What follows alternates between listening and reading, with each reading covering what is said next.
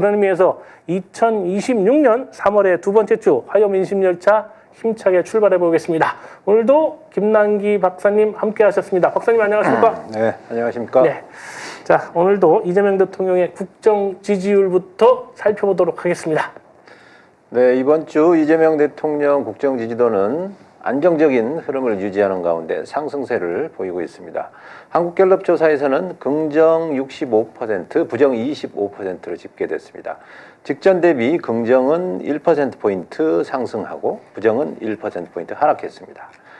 보수와 진보를 1대1로 가정한 NGI 지수에서는 좀 더 격차가 더 커졌는데요.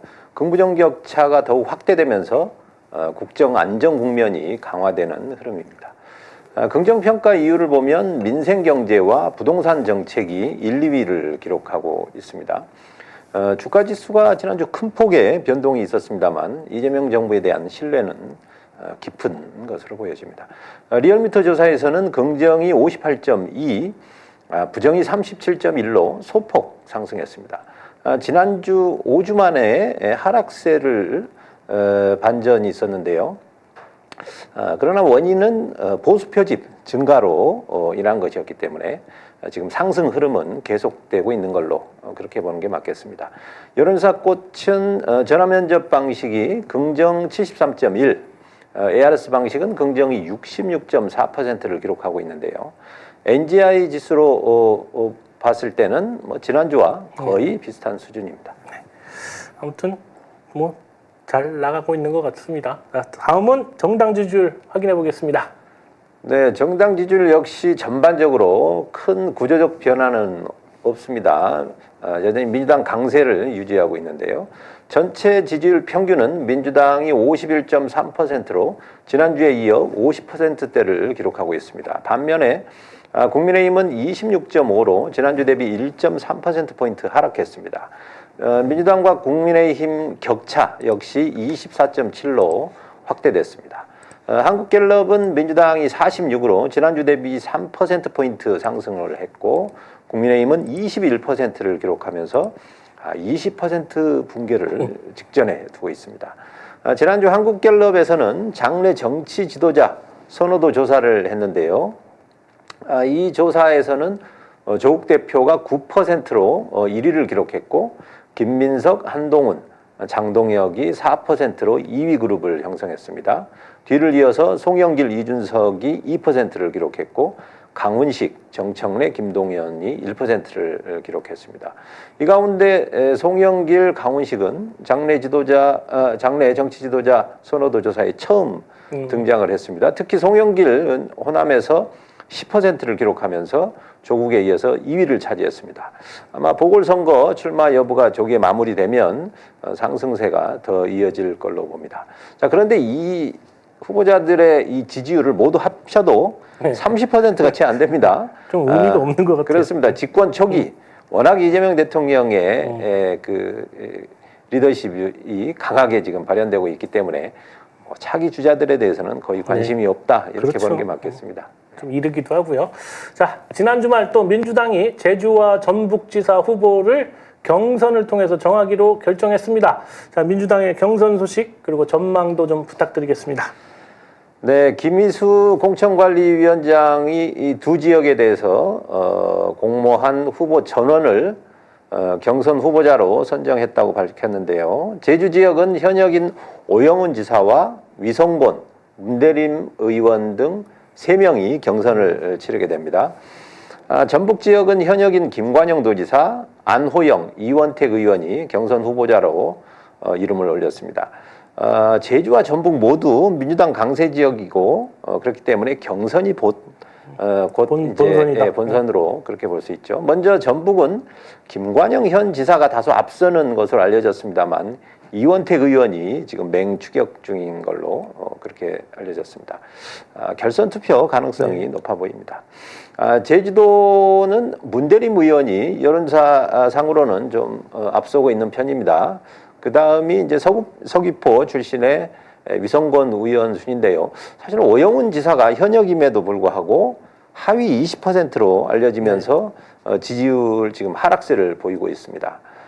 문제는 문대림 의원이 2012년 탈당 전력으로 인해서 25% 페널티를 받는다는 건데요. 자, 그런데 이 감점에 대해서는 좀 논란이 있습니다. 경선 불복에 의한 탈당일 경우 감점을 받는 게 맞습니다만 문대림 의원 측은 이번 송영길 대표와 마찬가지로 당에서 복당을 요청했기 때문에 감점을 없어야 된다. 받으면 안 된다 이런 주장을 합니다. 현 구도로는 1위가 50%를 넘는 것이 쉽지 않기 때문에 역시 결선 투표로 갈 가능성이 높아 보입니다. 그 민주당은 지금 1위 후보가 50%못 넘으면 결선 투표, 그러니까 선호 투표를 하지 않고 결선 투표를 하는 걸로 했는데요. 문제는 이제 한 가지 우려되는 점이 있습니다. 뭐냐면 결선 투표를 하게 되면 예선, 본선, 결선까지 3번 해야 되네. 예, 무려 뭐 투표를 3번 하는 경우가 생기는데요. 지금 이제 그렇게 될 경우 이 경선을 처리할 수 있는 업체가 매우 제한적입니다. 그렇죠. 그렇기 때문에 경선 일정이 좀 늘어질 수 있어서 좀 경선 시작 시점을 좀 당겨서 서둘러야 되지 않을까 이렇게 생각합니다. 마침 어저께 이 정청래 대표가 빠른 경선을 해서 본선 경쟁력 키우겠다 이렇게 천명한 만큼 조속한 경선 기대해 보겠습니다. 자, 그리고 국회의원 보궐선거가 또 있지 않습니까? 이것도 전망 좀 부탁드리겠습니다. 네, 국회의원 보궐선거 공천은 뭐 중앙당에서 하기 때문에 시도지사 공천이 어느 정도 마무리된 후에 이루어질 가능성이 높은데요. 특히 단수 공천으로 보궐이 확실한 인천 연수갑을 제외하면 현역 의원이 출마하는 지역은 경선이 끝나야 그렇죠. 보궐 여부가 결정이 됩니다. 지금 대구를 제외한 전 지역은 지금 민주당 의원 지역구거든요. 대구도 만약에 이진숙이 되면 뭐 보궐이 없을 수 있습니다. 따라서 민주당은 이번 보궐에서 전승을 목표로 할 수밖에 없는 실정인데요. 이 중에 관심이 높은 지역은 앞서 말씀하신 부산 북구 갑이 되겠습니다. 이곳이 이제 전재수 전 해수부 장관 지역구로 지난 총선에서 민주당이 건진 유일한 지역 아니겠습니까? 자, 그러나 거기는 이렇게 민주당 강세 지역이 아니기 때문에 전재수 후보가 아니면 쉽지 않은 지역입니다. 맞습니다.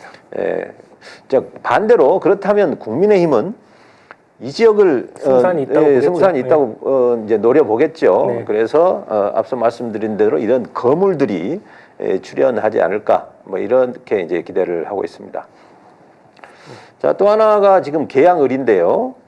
그건 뭐 우리 민주당 후보 간의 경쟁이겠습니다만 지금 송영길 전 대표와 김남준 청와대 대변인 간에 지금 누가 될지 약간씩 지금 뭐 흐름의 변동은 있습니다만 지도부 입장에서는 이게 급할 게 없다 뭐 이런 생각인 것 같습니다. 본인들은 속이 타지 않을까요? 그렇습니다. 예, 특히 정치 초년생으로 볼 수 있는 김남준 대변인은 사실 빨리 공천이 확정되어야 본선을 준비할 수 있겠죠. 네. 연수를 가더라도 빨리빨리 해줘야 뭐 본선 경쟁력 키우지 않겠습니까? 자, 다음은 이 민주당은 대통령 지지율에 힘입어서 후보자들이 지금 막 몰리고 있는 반면에 국민의힘은 대구 경북을 제외한 지역의 후보자가 찾기 어려운 실정입니다. 자, 한편으로는 민주당은 이 대구 시장을 비롯해서 TK 지역에서 여전히 열세를 보이면서 거꾸로 인물난 겪고 있습니다. 박사님은 이 TK 지역, 제가 초장에 이제 뭐 그런 정확한 얘기도 좀 했었는데 이번 선거 어떻게 보십니까? 지난 이제 대구에서의 그 지방선거 때 이제 상황을 봤더니 민주당 후보가 한 명밖에 없더라고요. 저 대구에서. 그랬구나. 그리고 득표율도 뭐 한 25% 정도였습니다. 항상 그 정도 수준이더라고요. 그리고 무소속의 오히려 뭐 한 37% 얻었던가요? 무소속 후보가 오히려 더 다른 지역이긴 합니다만 더 높이 이렇게 높은 득표율을 보였는데 현재 민주당은 시의원 그 후보 같은 경우는 후보조차 구하기가 어려운 상황입니다. 그래서 대부분이 이 지난 선거에서는 국민의힘이 무투표 당선이 되는 그런 식이었는데요. 저는 이제 이 문제를 이번에는 좀 해결해야 되지 않을까 싶습니다. 지금 광주 전남 통합은 지금 확정이 되었죠. 지금 그리고 대구 경북과 그 충남 대전도 통합이 지금 논의되고 있는데요. 네. 이 통합이 되는 이 지역은 좀 다른 데와 달리 좀 그 선거구 획정을 좀 기왕 어차피 다시 해야 됩니다. 지금 선거구 획정이 위헌 시비가 있기 때문에 어차피 다시 해야 되는데 기왕 다시 하는 거 지역구를 좀 줄이고 비례를 늘려서 독일식으로 뭐 반반씩 그렇게 뽑는 게 어떨까 싶습니다. 네. 물론 이제 중선거구제로 뭐 하는 방법도 있겠습니다만 어쨌든 이번에 이 통합을 계기로 선거구도 좀 그 일당이 독식하는 이런 거를 좀 없앴으면 어떨까 싶습니다. 네. 뭐 양쪽이 지금 그 호남과 영남이 한 곳이고 또 중립지대라고 하 있는 충청도이기 때문에 뭐 특히 유불리는 없어 보이거든요. 네. 그래서 또 이런 또 이제 가운데 지금 민주당에서는 전략 공천을 안 하겠다. 지금 이렇게 얘기를 했거든요. 국회의원 선거는 전략 공천을 하지만 지방 선거는 전략 공천 없다 이랬는데 이런 약세 지역은 전략 공천이 불가피합니다. 그래서 예를 들어 고위공직자 출신이거나 또는 당직자라도 사퇴를 해서 여당이기 때문에 사실 낙선을 하더라도 여러 가지 기회가 있지 않겠습니까? 그래서 저는 중앙당이 지금 TK 지역을 이렇게 방치할 것이 아니라 좀 더 적극적으로 좀 민주당에서 네. 대응하는 것이 맞지 않겠나 싶습니다. 자, 그리고 이제 또 한 가지 더 얘기하자면 조국혁신당 그리고 더불어민주당 선거연합 지지부진한 가운데 어제 이 조국 대표가 이 더불어민주당을 향해서 저열한 공격이 또 벌어진다면 연대도 어려울 것이라고 기자회견으로 밝혔습니다. 이거 어떻게 보십니까?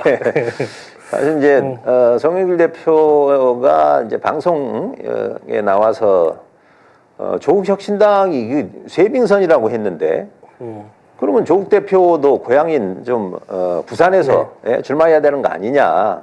내가 만약에 거기서 태어났다면 당연히 글로 나가겠다 이런 좀 답답한 마음에 그런 얘기를 한 것 같습니다. 그래서 이 삭죽기라는 표현도 썼는데 네. 그 호남 지역에서 이 삭죽기 하지 말고 약세 지역, 민주당 약세 지역 가서 좀 정면 승부를 해라. 이런 얘기에 대해서 이제 조국 대표가 발끈한 거죠. 이 과정에서 조국 대표는 지난번에 합당을 네. 좀 반대했던 강득구 의원, 이현주 의원 지역구에 네.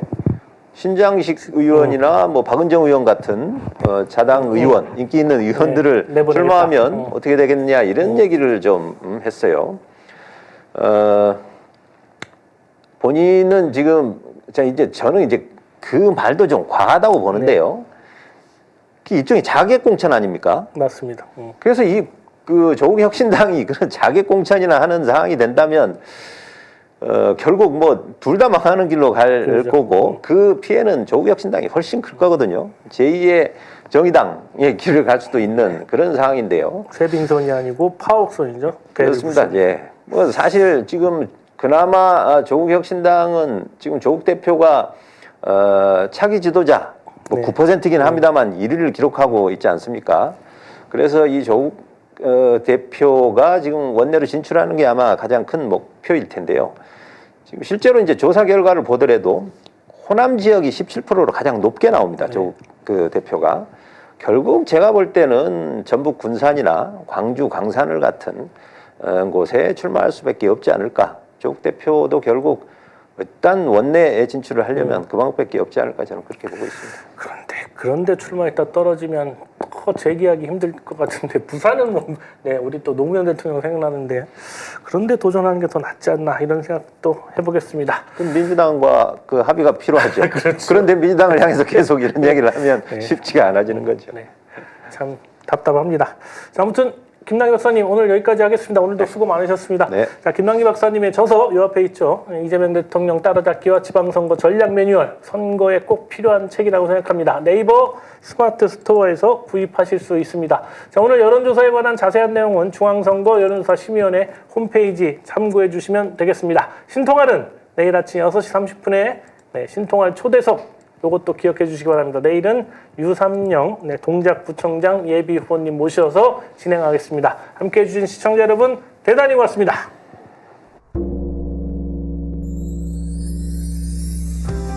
150만 구독자와 함께 걸어온 민족 언론 서울의 소리. 우리는 오늘 새로운 얼굴로, 새로운 마음으로 다시 출발합니다. 탄압과 내란의 혼란 속에서도 멈추지 않았던 이유. 국민이 주인인 나라, 민주시민의 목소리, 국민 주권의 시대를 지키기 위해서였습니다. 이제 서울의 소리는 더 넓은 무대로 나아갑니다. 언론을 넘어 영상과 소리, 현장과 기록이 살아 숨쉬는 새로운 멀티미디어 저널로 다시 태어납니다. 진실을 말하고 거짓을 바로잡으며 시민과 함께 만드는 언론. 그 사명과 각오를 마음에 새기며 서울의 소리는 오늘 또 한 번 새롭게 출발합니다. 함께 걸어온 길처럼 앞으로의 길도 시민 여러분과 나란히 가겠습니다. 서울의 소리, 우리가 다시 시작합니다.